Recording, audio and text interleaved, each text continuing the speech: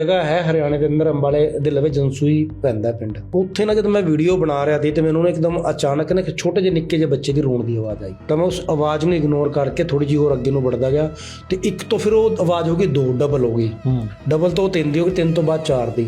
ये वो जगह है यहाँ पे कोई भी आना पसंद नहीं करता है, देख लो।